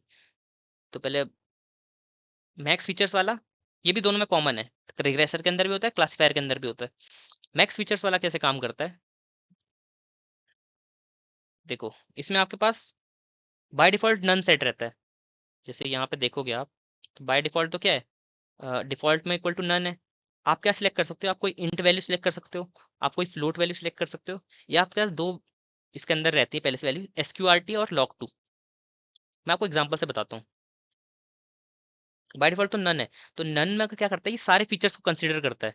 मतलब अगर आपके डेटा सेट में 10 फीचर है, तो 10 के 10 फीचर्स के ऊपर ही स्प्लिटिंग करेगा। ठीक है, बट अगर आपने इसको एसक्यूआरटी सेट कर दिया, जैसे कि मैंने आपको बताया कि एसक्यूआरटी है, तो अगर आप पे मान लो 16 फीचर है, तो 16 को अगर आप स्क्वायर रूट करोगे कितना होता है, 16 का स्क्वायर रूट 4। तो ये किनको कंसिडर करेगा, सिर्फ 4 फीचर्स को कंसिडर करेगा स्प्लिटिंग के लिए। ये होता है मैक्स फीचर्स का काम। ये तो एसक्यूआरटी से काम होगा। आप नॉर्मल वैल्यू भी दे सकते हो। अगर आप पे 10 फीचर है, आप स्क्वायरिंग वेयरिंग, क्योंकि 10 का कुछ स्क्वायर रूट होता है, 10 का स्क्वायर रूट नहीं होता, तो आप चाहते हो कि अ, आप इंट वैल्यू भी दे सकते हो कि आपने सीधा मैक्स फीचर्स के अंदर पास कर दिया, मेरे को 8 फीचर की करनी है, या मेरे को 5 फीचर का करना है, या 4 फीचर का करना है, या 9 फीचर्स का करना है, आपकी मर्जी है। तो मतलब ये करता है मदद कि आपको कितने फीचर्स को सिलेक्ट करना है। एक तरह से ये फीचर सिलेक्शन का हो गया टेक्निक। ये एम्बेडेड फीचर सिलेक्शन टेक्निक हो गई एक तरह से, कि आपको इतने फीचर्स चेक करने हैं अपने डिसीजन ट्रीज के लिए, इतने फीचर्स को कंसिडर करोगे आप, राइट। तो ये क्या हो गया, एक तरह से फीचर सिलेक्शन वाला पैरामीटर हो गया। कैसा हो गया ये फीचर सिलेक्शन वाला पैरामीटर। अब एक सबसे इंपॉर्टेंट पैरामीटर अब आता है, कि मैक्स फीचर सेम है हाँ, दोनों में, डिसीजन ट्री रिग्रेसर में भी है, क्लासीफायर में भी है। अब एक फीचर आता है बहुत ज़्यादा इंपॉर्टेंट, वो है आपका ये बाद में ऐड हुआ था, सीसीपी अल्फा करके। इसका बहुत इंपॉर्टेंट काम है और इसको समझना बहुत इंपॉर्टेंट है। काम बाय डिफॉल्ट इसकी वैल्यू 0 सेट रहती है, और आप इसको फ्लोट वैल्यू दे सकते हो, लेकिन फ्लोट वैल्यू कैसे होनी चाहिए, नॉन नेगेटिव। आप नेगेटिव वैल्यू पास नहीं कर सकते इसमें। अब क्या चीज़ है ये सीसीपी अल्फा, इसको समझो। सीसीपी अल्फा बाय डिफॉल्ट मैंने बोला, डिफॉल्ट क्या रहती है इसकी set, none, right, sorry, default रहता है 0.0। फ्लोट में दे सकते हो इसको वैल्यू, याद रखना, इंटीजर नहीं, फ्लोट में देनी है इसको वैल्यू। पहले तो इसकी सीसीपी की फुल फॉर्म होगी ना कुछ, सीसीपी की फुल फॉर्म है आपकी कॉस्ट कॉम्प्लेक्सिटी प्रूनिंग। अब आया क्यों इंपॉर्टेंट ये समझ, ये वर्ड है आपका इंपॉर्टेंट, प्रूनिंग। हमने बोला ना हम डिसीजन ट्रीज को काट सकते हैं। जो आपने मैक्स डेप्थ पढ़ा उसे, वो प्रूनिंग होती है, बट वो थोड़ा सा अलग है, वो प्रूनिंग से थोड़ा अलग है। अगर आप उसको समझ रहे हो मैक्स डेप्थ वाले को, प्रूनिंग की मैंने 4 लेवल थे, 3 पूरी नीचे की लेयर ही हटा दी, तो वो प्रूनिंग नहीं हुई। वो हुआ क्या, वो एक तरह से आपने लेवल पहले से सेट कर दिए, वो हमने हटाए नहीं थे। ठीक है, आपने मैक्स डेप्थ इक्वल टू अगर 3 सेट कर दिया ना, 3 तक ही बनेगा, आपने हटाया नहीं है वहाँ। वो तो मैंने आपको दिखाने के लिए बनाया कि पहले 4 बनाए, फिर मैंने आपको 3 तक दिखा दिया। बट अगर जब लॉजिकली अगर देखोगे, तो जब आप max depth equal to 3 set करोगे, वो 3 तक ही बनाएगा, 4 तक बनाएगा ही क्यों, जब आपने उसे 3 सेट करा है। बट इसमें थोड़ा सा अलग है, सीसीपी अल्फा क्या करता है, ये आपका प्रूनिंग पैरामीटर है, प्रूनिंग पैरामीटर। अब देखना ये कैसे काम करता है, इसको समझना। ये आपको क्या क्या मदद करता है, ये आपको उन ब्रांचेस को हटाने में मदद करता है जो आपके मॉडल के प्रिडिक्शन में बहुत कम इंपॉर्टेंस दे रहे हैं। मतलब आप कुछ प्रिडिक्ट कर रहे हो, ठीक है, और वो जो एक दो फीचर है वो आपको बहुत कम इंपॉर्टेंस है, मतलब उनका कुछ काम ही नहीं है प्रिडिक्शन में। ये एक तरह से ऐसे मान लेते हैं, कुछ नेम या रोल नंबर हो गया, नेम रोल नंबर वाले कॉलम जनरली कुछ काम आते हैं प्रिडिक्शन में, नहीं आते काम, मतलब बहुत उनकी लीस्ट इंपॉर्टेंस होती है, तो आप उनको हटाना चाहते हो। एक तरह से मतलब उनकी इंपॉर्टेंस, उन ब्रांचेस को ही हटाना चाहते हो जहाँ पे ये नेम कॉलम वाले फीचर्स को कंसिडर कर रहे हो। ठीक है, तो जब ये 0.0 सेट रहता है ना, तो कोई प्रूनिंग नहीं होती, नो प्रूनिंग। मतलब आपका फुली ग्रोन डिसीजन ट्री बनेगा विदाउट एनी प्रूनिंग। ठीक है, क्या बनेगा, फुली ग्रोन डिसीजन ट्री, अगर आपने 0.0 सेट किया जो कि बाय डिफॉल्ट है। बट अब देखो, अगर मैं इसे सेट कर दूं, मैं CCP alpha equal to, CCP alpha equal to मैं सेट कर दूं इसे 0.02। मैंने बोला ना नॉन नेगेटिव फ्लोट डालना है इसमें, नेगेटिव नहीं डाल सकते। तो ये क्या करेगा, आ, ये देखो, यहाँ से एग्जांपल से बताता हूँ, वापस मैं स्प्लिट लेता हूँ वाली।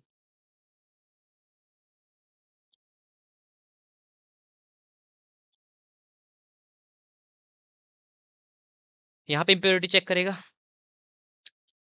0.02 की जगह मैं आपको सिंपल उसके लिए इसको थोड़ा वैल्यू को चेंज कर देते हैं,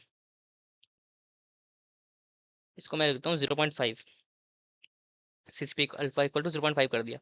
यहाँ पे आपके जो गिन इम्प्योरिटी आ रही है ना, वो आ रही है इस वाली स्प्लिट पे आपकी आ रही है, यहाँ पे सेट करते हैं 5 आ रही है आपकी गिन इम्प्योरिटी। इस वाले पे गिन इम्प्योरिटी आ रही है 4, इस पे भी 4 आ रही है, इस पे आ रही है 3, और इस पे आ रही है 3.8। इतने से समझ आ जाएगा। तो इसका मतलब ये है, ये आपकी ना एक तरह से थ्रेशोल्ड टाइप का ही पैरामीटर है। मतलब ये क्या करता है आपको, ये बोल रहा है कि अगर ये उन्हीं स्प्लिट्स को रखेगा, ये क्या है, उन्हीं स्प्लिट्स को रखेगा जहां पे आपकी जो इम्प्योरिटी है वो कम से कम इतनी वैल्यू से डिक्रीज हो जाए। क्योंकि इम्प्योरिटी घटना यानी आपका उतना फीचर इंपॉर्टेंट होना। ये गिन इम्प्योरिटी के केस में यही पड़ा ना, जितना कम उतना बेस्ट। तो वही, ताकि हमारा मॉडल उतना सिंपल बन जाए। अब देखो यहाँ पे 5 है, यहाँ 5 से 4 हुआ, तो 0.5 का डिक्रीज आया, कम से कम 0.5 का डिक्रीज आया। सही है, 5 से सीधा 4 आया, मतलब एक का डिक्रीज आया। डिक्रीज कितने का आया यहाँ पे, एक का डिक्रीज आया। 5 से यहाँ पे क्या हो गया, 4। सेम यहाँ पे भी डिक्रीज कितने का आया, अ, यहाँ पे भी डिक्रीज आया 1 का। ये लेफ्ट स्प्लिट में भी और राइट स्प्लिट में भी एक एक का डिक्रीज आ गया। अब अब इस वाले 4 वाले से डिक्रीज आया यहाँ पे 3 का, तो यहाँ पे कितने का आया डिक्रीज, 1 का आया। 4 से 3 आ गया, मैं 1 का डिक्रीज आया, मतलब 0.5 से पार हो रहा है आपका डिक्रीज, तो ठीक है, तब तक बनता रहेगा आपका ट्री। बट अब राइट स्प्लिट में जाओ, यहाँ से 4 से 3.8 आया, तो यहाँ पे कितना आ रहा था आपका डिक्रीज, 4 से 3.8 माइनस करो, कितना आएगा 0.2। और जो 0.2 है वो 0.5 से कम है, 0.2 0.5 से कम है, तो ये करेगा, इसको प्रून कर देगा इस वाली ब्रांच को, तो आपकी ये वाली ब्रांच हट जाएगी। ऐसे काम करता है आपका CCP अल्फा। ठीक है, सेम इस केस में भी ले लेते हैं। यहाँ 4 से कितना हुआ, 2 हो गया, और यहाँ 4 से कितना हुआ, 3.6 हो गया। तो 4 से 2 यानी यहाँ डिक्रीज आया कितने का, 2 का डिक्रीज आया। बट यहाँ कितने का डिक्रीज आया, 0.4 का। 0.4 पार नहीं कर रहा ना 0.5 को, तो मतलब आपकी ये वाली ब्रांच भी हट जाएगी। ठीक है, तो ये बना आपका फाइनल डिसीजन ट्री अब प्रूनिंग के बाद। तो मतलब इन शॉर्ट मैं बताऊं, तो ये तब तक स्प्लिट करता रहेगा जब क्या, तब तक आपकी एक्यूरेसी इंक्रीज होती रहेगी। क्योंकि अगर देखो इम्प्योरिटी कम हो रही है, तो जाहिर सी बात है आपकी एक्यूरेसी बढ़ेगी। इम्प्योरिटी कम हो रही है तो एक्यूरेसी बढ़ेगी। जब तक आपकी एक्यूरेसी बढ़ रही है तब तक ये रखेगा उन स्प्लिट्स को। जैसे आपकी एक्यूरेसी नहीं बढ़ रही तो उन स्प्लिट्स को हटा देगा। ठीक है, ये काम है इसका। यहाँ इम्प्योरिटी के केस में बताया, और मैंने आपको शॉर्ट में किसके केस में बताया, एक्यूरेसी के केस में बताया। बट आपको समझ आई गई होगा मैं क्या बोलना चाह रहा हूँ। तो ये काम है आपका CCP अल्फा का काम, प्रूनिंग का काम है इसका। कि अगर आप एक पर्टिकुलर रिडक्शन नहीं अचीव कर पाते इम्प्योरिटी में, तो वो उस स्प्लिट को हटा देता है या उस ब्रांच को हटा देता है। अब हम बात करेंगे हाइपर पैरामीटर्स की, बात तो हो गई। अब ये देखना है कि कब यूज़ करना है, एडवांटेज क्या है इसके, डिसएडवांटेज क्या है हम पे, प्रोज एंड कॉन्स क्या है इसके, तो वो उनकी डिस्कस कर लेते हैं हम। तो यहाँ पे हम बात कर लेंगे प्रोज एडवांटेजेस की, यहाँ पे कॉन्स यानी डिसएडवांटेजेस की। तो सबसे पहला अगर मैं इसकी प्रोज की बात करूँ, तो देखो अभी आप आने वाले टाइम में तो और कॉम्प्लेक्स पढ़ने वाले हो algorithms, but as compare to them it is easy, easy to understand. Easy है ना, अगर देखो यहाँ समझ जाओगे आप, तो आने वाले टाइम में आपको दिक्कत होगी नहीं। क्योंकि आप रैंडम फॉरेस्ट समझ जाओगे, XGBoost समझ जाओगे, जितने आगे मेरे एनसेम्बल लर्निंग के एल्गोरिथम आने वाले हैं, सारे समझ जाओगे अगर आपको डिसिजन ट्री आता है। एक और एक तो इसलिए भी इजी है, क्यों, क्योंकि किसके जैसे, इफ एल्स की तरह, नेस्टेड इफ एल्स की तरह अगर पर्टिकुलर बात की जाए। ठीक है, नेक्स्ट एडवांटेज की बात करें तो इसमें ये है नो फीचर स्केलिंग। रिक्वायर्ड। ठीक है, तो इसको आप कब यूज कर सकते हो? मान लो आपके पास ऐसा डेटा सेट है, जैसे एग्जांपल अगर मैं बोलूँ तो आपके पास मान लो दो इनपुट फीचर है ऐसे। आप पे एक फीचर है वेट, एक है आप पे सैलरी। तो जैसे वेट वाला होता है वो जनरली कैसे रेंज करता है किसी बंदे का, 40 से लेके 100 के करीब तक। जनरली जनरल रेंज बता रहा हूँ, 40 से 100 तक बंदों का रेंज करेगा वेट केजी में। बट जो सैलरी होगी वो कैसे करेगी, 10,000 से 1 लाख, 2 लाख, 10 लाख तक। तो देखो फर्क देखो, ये कर रहा है 40 से 100, वो कर रहा है 10,000 से 1 लाख। तो मतलब रेंज में फर्क है ना बहुत ज्यादा, कि मतलब इनमें फीचर स्केलिंग की रिक्वायरमेंट होती है। तो फीचर स्केलिंग की रिक्वायरमेंट है तो फीचर स्केलिंग वाली वीडियो से कर सकते हो, या तो अगर आप कोई और एल्गोरिथम यूज कर रहे हो। बट अगर आप डिसीजन ट्री यूज कर रहे हो तो आपको फीचर स्केलिंग की भी जरूरत नहीं है। डिसीजन ट्री को जरूरत होती नहीं है, उसको फर्क नहीं पड़ता चाहे रेंज कैसी भी हो, राइट। तो आप स्केलिंग ना भी करोगे तो भी कोई दिक्कत नहीं है डिसीजन ट्रीज को। तीसरी चीज, ये नॉन लीनियर डेटा को हैंडल कर सकते हैं।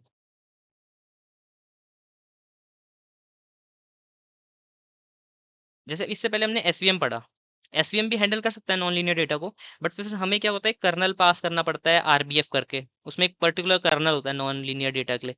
बट डिक्शनरी ट्री में ऐसा कुछ नहीं है, चाहे आप लीनियर भेजो नॉन लीनियर भेजो, उसमें कोई एक्स्ट्रा आपको कर्नल या कोई पैरामीटर पास करने की जरूरत नहीं है। डायरेक्टली वो उसको हैंडल कर सकता है, चाहे वो लीनियर हो चाहे वो नॉन लीनियर हो, राइट। और ये हाइपर पैरामीटर ट्यूनिंग अगर आप अच्छे से करो तो आप फीचर सिलेक्शन भी कर सकते हो। मैंने आपको बताया था अभी, फीचर सिलेक्शन भी कर सकते हो, कैन डू, अगर आप अच्छे से अपने पैरामीटर्स को सिलेक्ट करो। क्योंकि देखो ये क्या करता है, सबसे जो मोस्ट इंपॉर्टेंट कॉलम होता है उसको आपको टॉप पे प्लेस करता है, जिसकी गिन इम्प्योरिटी सबसे कम होगी। तो यानी वो सबसे most important parameter, sorry most important feature है, यानी वो सबसे टॉप पे प्लेस होगा। देन उस थोड़ा सा उससे कम इंपॉर्टेंट, देन थोड़ा सा उससे कम इंपॉर्टेंट, थोड़ा सा उससे कम इंपॉर्टेंट।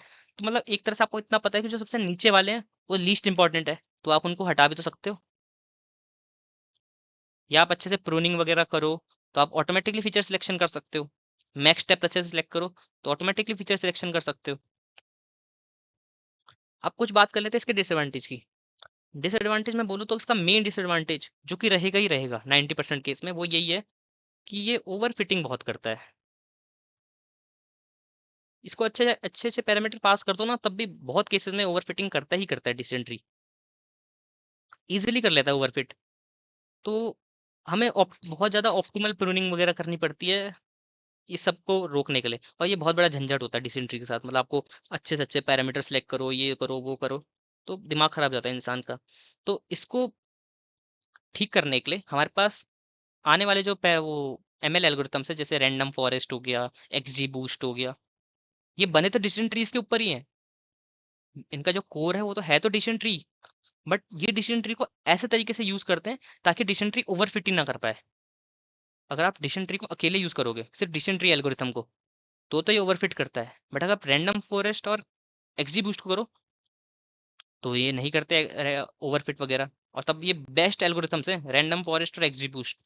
मतलब आपको 90% केसेस में यही आपको बेस्ट एक्यूरेसी देने वाले हैं। अगर आप कल को अगर एमएल वगैरह में करोगे, एक्सजी बूस्ट और रैंडम फॉरेस्ट बहुत ज़्यादा इंपॉर्टेंट एल्गोरिथम्स हैं ये।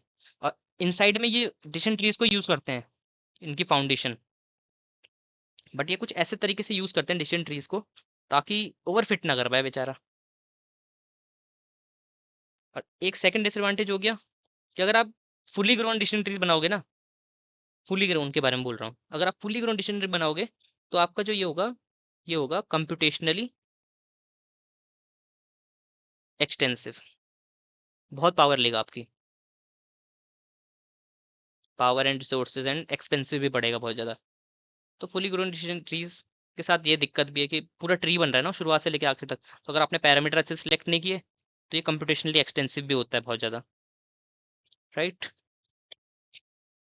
तो यही है, बट मेन यही है इसका अगर डिसएडवांटेज में बात करें, ओवर फिटिंग। और उस ओवर फिटिंग को हटाने के लिए हमने बाकी एल्गोरिथम्स बनाए हैं। तो यही था आपका decision tree algorithm. I hope आपको समझ आया हो। अगर कोई भी डाउट होता है तो आप कमेंट डाउन कर सकते हैं। Thank you.